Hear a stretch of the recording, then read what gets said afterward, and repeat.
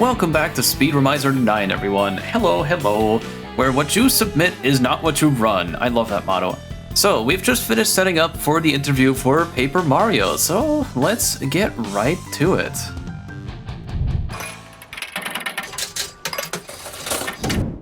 Good morning, Speedromizer community.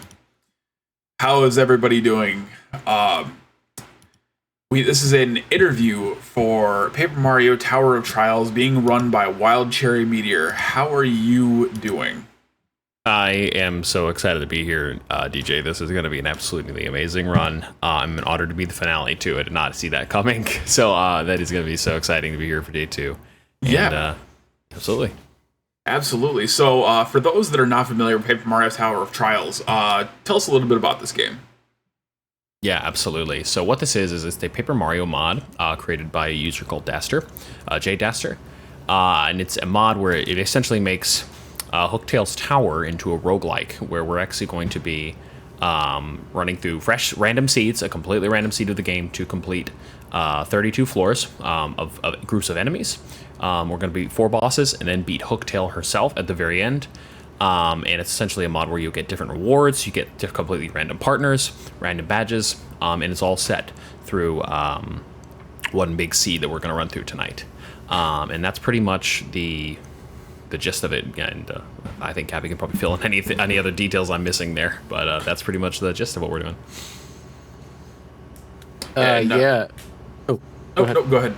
No, I was gonna say, so the mod updates a few partner moves as well and adds a couple new badges. So it's a pretty it's for those who have played the original, there's something new on basically every partner to see, and all the moves are really cool. Awesome. So what goes into learning a run like this versus a traditional Paper Mario or a traditional like TTYD run? Are there strats that carry over from base game, or is it just a completely different, like a completely new run? Kappy, I'm curious. I've actually never run this casually. So, but Kappy, do you know? Have you run it base at all, and to know if there's a difference there? I have only run the pre-Hooktail pit category. So, but I can talk to the differences really quick.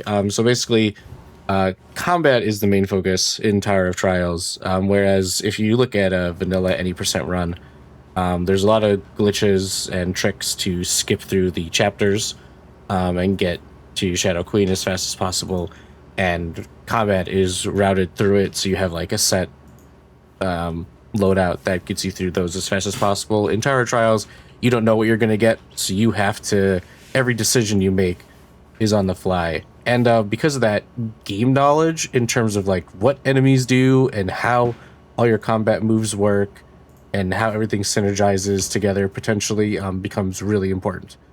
I can definitely attest to that. Like that has been the thing that has helped me the most in the several months I've been running leading up to this. It has been just knowing what your enemies do, knowing what the enemy's defense is, knowing what your abilities do, keeping track of how much damage you do, which Kappy has drilled into me.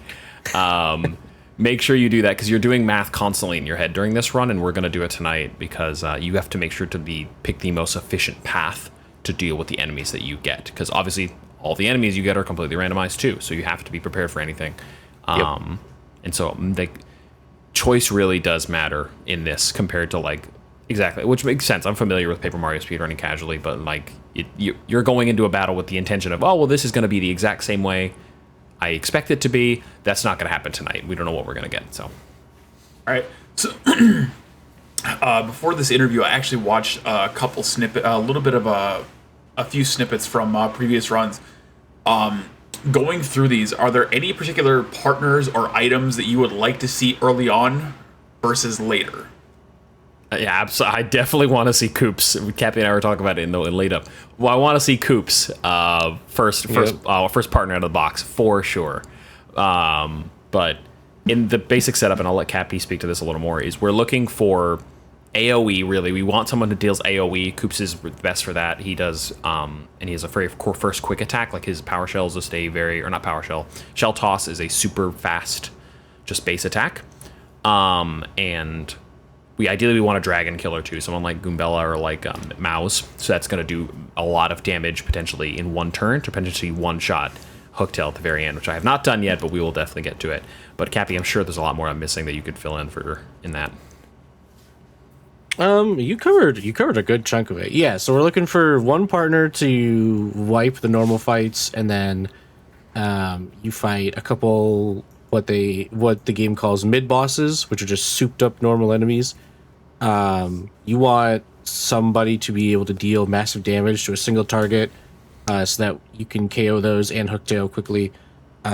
Mario needs if you find a like Quake Hammer or Fire Drive, multi bounce, power bounce from Mario, you kind of want to see those moves. They offer good AoE damage and utility, since Quake Hammer flips shelled enemies, and Koopa Trolls are very annoying enemies to fight without it.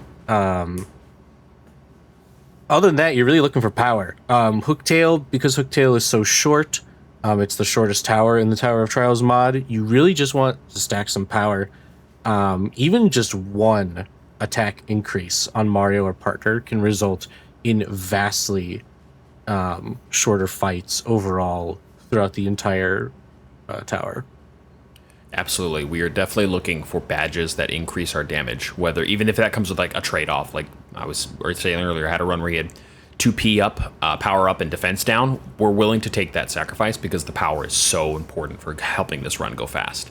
And we collect coins through this like you would in a standard game too. So in between right before each boss fight, we'll actually go and we'll go to the shopkeeper Charlie, and we'll have the opportunity to buy items, buy one-off items that we'd use, or badges. Those are huge. Those are another randomized complete element that we are going to use to try to buff our run as much as possible. So being tactile with like managing our coins too is something that's also important, and even our items, because some of the items can save you if you really if you're in a pinch.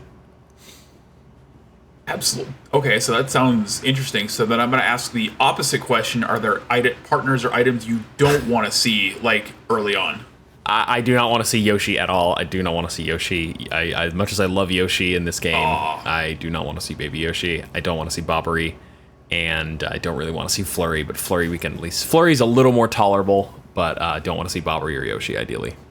Kappy, you can disagree with me there, but I think you probably agree after all our sessions. Flurry is the slowest basic attack out of all the partners, so I would not. That's the number one partner I wouldn't want to see, because it's difficult. You actually unlock moves through rewards for partners. You don't start. You only start with one move when you get a partner. So, being locked to only Flurry's basic attack, Body Slam, is it's really slow. Yoshi is a good candidate because he's the slowest out of the what I would call the dragon killers, the boss killers. I think for items, I mean, honestly, most items are good because they let you restore FP and HP. Status items are the only thing that I wouldn't really want to see, because you're not trying to survive a fight, you're trying to KO it as fast as possible, and more often than not, using a status, you're using it to save yourself from a really bad turn. Unless you're in immediate danger, using a status to try and prevent enemies from attacking is just going to slow you down, especially if it doesn't work on them. For badges, anything that doesn't increase power and isn't Spike Shield. We don't want it. We don't want it. Absolutely. But I mean, there are some. The thing is, it's all context specific since it's a roguelike. So like sometimes a defense badge can come in handy if you're running, say, like a Peril Mario setup. You don't want like stage effects to just end your run immediately. So most badges can be useful, but I mean, some like Pity Flower and the Happy badges and Pretty Lucky, you just don't want to see because they're just overall slow, and they'll just increase your run's time no matter what. We're not looking to increase those would normally give an effect every turn to increase, like that would take an effect every turn. We don't want that. Like it's just way too slow. So you got it. So outside of Tower of Trials, future speedrunning plans from both of you. Wild Cherry, I'll start with you.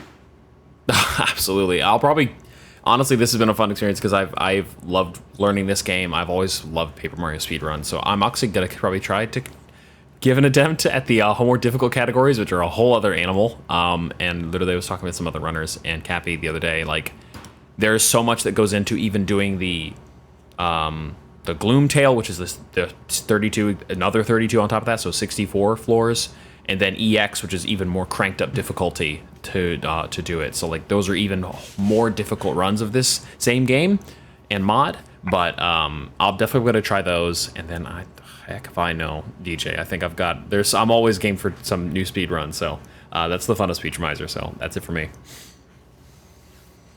And Kappy.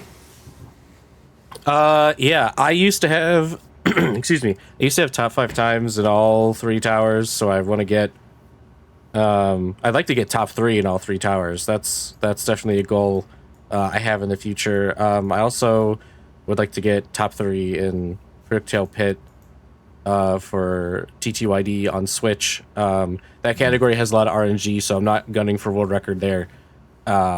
But getting a top 3 time would be pretty dope. So that's probably what I'm going to be doing in the future. That sounds good. And then just closing comments from both of you. Absolutely. So y'all, this is going to be a really cool night tonight. So like, please, this is going to be an awesome run. I guarantee it. We don't know what's going to happen. Anything could happen. So I think if you like Paper Mario and you like RPGs and you kind of like that kind of vibe, you're going to like this run tonight. So definitely come check it out and keep donating for a good cause. So that's it for me. Kappy. Yeah, agreed. There's gonna be a lot that's going on. Tower of Trouts has a ton of moving parts, so hopefully Cherry and I can hopefully demonstrate and explain that as he does the run. And yeah, please keep donating. Absolutely. Thank you both for this amazing interview. I can't think of a better game to end weekend 1 with, and we'll see you then. Absolutely. Thank you, DJ. Thank you.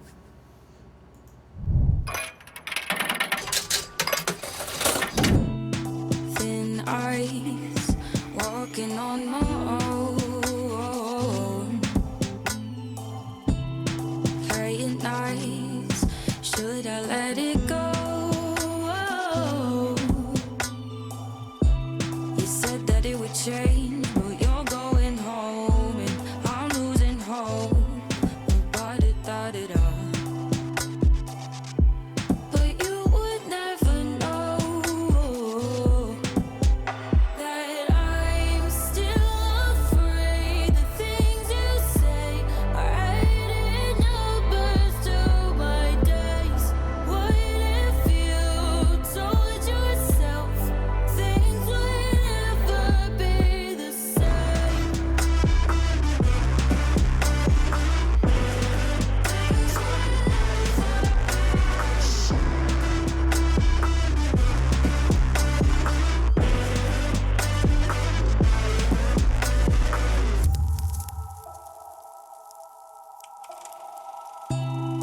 Countdown, feel the ticking in my ears. No,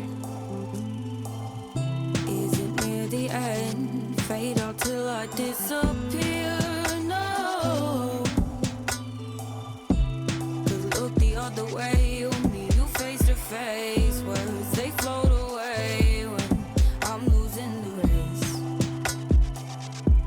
'Cause I can't play this game. 'Cause I'm still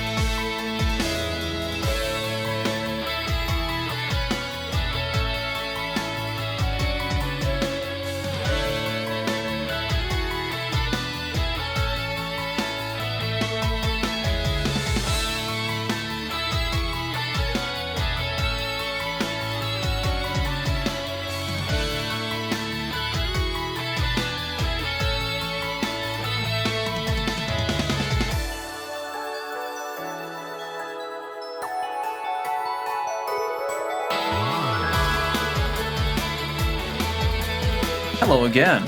Hello there. Good morning, afternoon, or whatever time of day it is. Once again, welcome to Speedromizer 9. While I have your attention here, if you want to help out, this event could not run without our volunteers, our very, very lovely volunteers helping out. So, if you would like to help with future events, volunteer signups are opened long before the events even start, long before they're even announced and they're announced on the Discord server. We'll try as much as possible to let you be involved with the event. Say you want to do hosting, you want to do tech, whichever thing you prefer. Even if you have no experience, no problem at all. It's a humble little lovely community and anyone can be a part of the event, no matter the experience. Speaking of which, you might notice that we call them sign up and not applications. This is because you are offering your own free time to help us out.